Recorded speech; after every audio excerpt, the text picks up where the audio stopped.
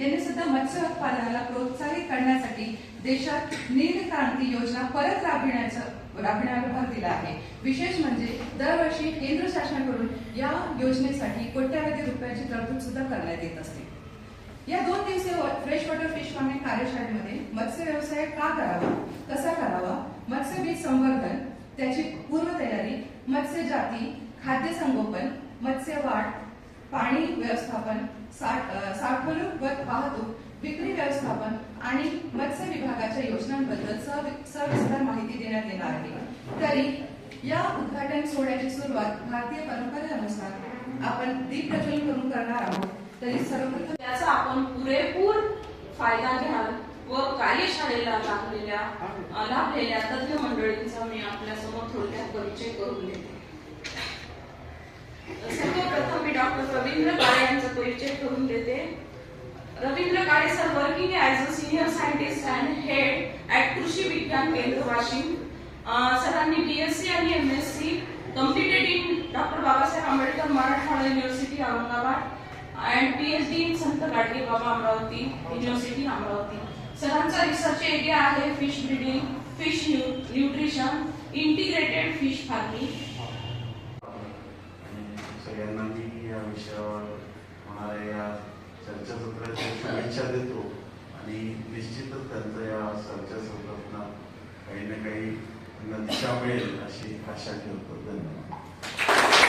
Sahu sir जे या विद्यालयाचे प्राचार्य आहेत, या ठिकाणी माझ्या सहकारी शिवांगी बटाणे मॅडम, या ठिकाणी जे आज उद्योजकाच्या रूपाने आपल्याशी इथं कूच करणार आहेत असे शंकर केवट, जे माझे ज्युनियर मित्र पण आहेत, लहान भाऊ पण आहेत, या ठिकाणी धावे मॅडम असतील, सर्व त्यांचे स्टाफ असेल फेडरल महाविद्यालयाचा, आपण सर्व शेतकरी बंधू भगिनी आणि विद्यार्थी मित्र आणि मैत्रिणी। खरं पाहिलं तर जसं आता सरांनी सांगितलं की या ठिकाणी अनेक उद्योग असतात, अनेक व्यवसाय करण्यासारखे असतात, परंतु जे नॉलेज आहे ज्याला आपण त्या ठिकाणी आपल्याला आयुष्यामध्ये कधी त्याचं ज्ञान नसेल किंवा त्याचा विचार कधी केला नसेल, परंतु एक गोष्ट लक्षात घ्या, जेव्हा माणसाला जीवनामध्ये एखाद्या कार्यक्रमाच्या माध्यमातून असो, शिक्षण घेत असताना असो, कुठेतरी एक स्पार्क जर बसला तर तो जीवनाला आपल्याला वळवण्यासाठी काफी आहे।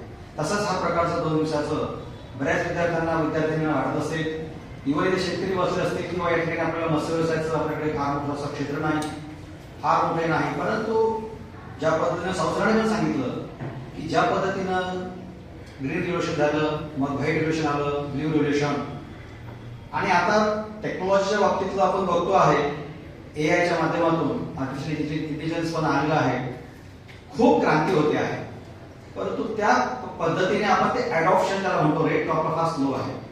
ड्रोन टेक्नॉलॉजी ऍग्रिकल्चर मध्ये आली आहे, फक्त ऐकतो, फोटो पाहतो, परंतु अजूनही आपल्याला खूप मोठं पाऊल उचलायचं आहे आणि ज्याच्या टेक्नॉलॉजी आपल्याकडे डेव्हलप झाली आहे। आणि तुम्हाला खरं सांगतो, इव्हन भारत देशामध्ये फार मोठ्या प्रमाणामध्ये फास्ट डेव्हलपमेंट होते आहे, कारण आपल्याला महासत्ता व्हायचा आहे।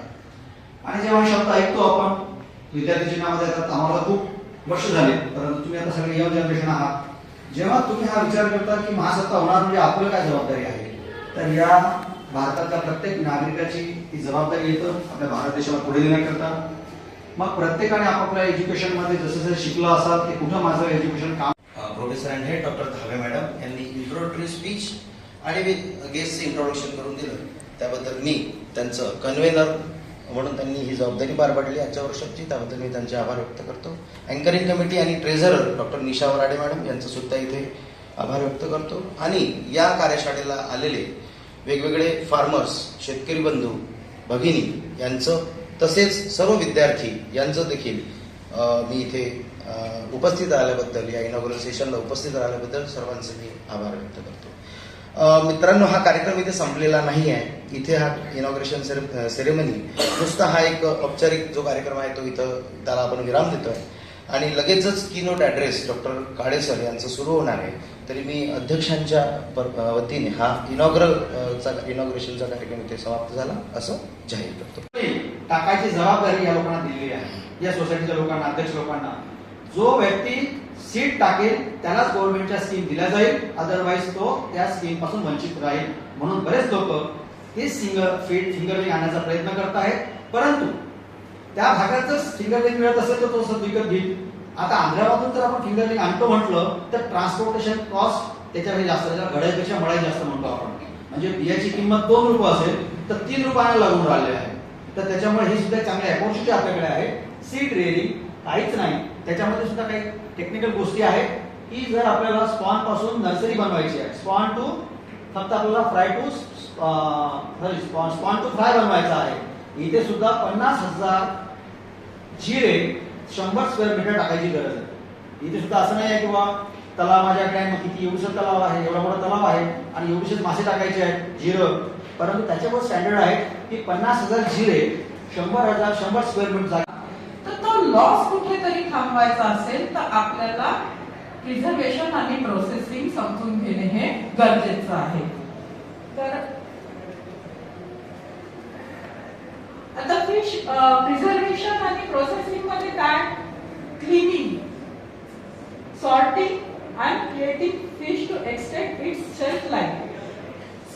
आपण जेव्हा पाहतो बरेचदा आपण फिश मार्केटमध्ये जातो किंवा रस्त्यावर वगैरे आपल्याला फिश, जसं मग अशी सरांनी सांगितलं की ते गोणे असतात, त्याच्यामध्ये किती सारे म्हणजे बॅक्टेरिया आणि हे असेल आधीच पेरिशेबल, त्याच्यात तुम्ही जर ते हायजीन मेंटेन नाही केली तर ती खूप लवकर तुमची फिश खराब होईल आणि तुमचा कुठेतरी लॉस होईल.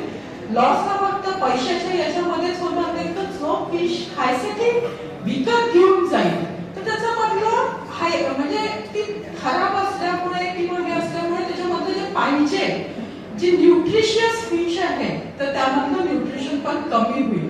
म्हणजे तुम्हाला तुमच्या पैशाचा मोबदला हा पूर्ण मिळणार नाही. तर प्रिझर्वेशनच्या काही मेथड्स आहेत, त्याच्यामध्ये फ्रीजिंग ही पहिली मेथड, म्हणजे फ्रीजिंग एक मेथड आहे ज्याच्यामध्ये फिशला तुम्ही फ्रीज करून ठेवू शकता. फ्रीजिंग तुम्हाला करून ठेवलं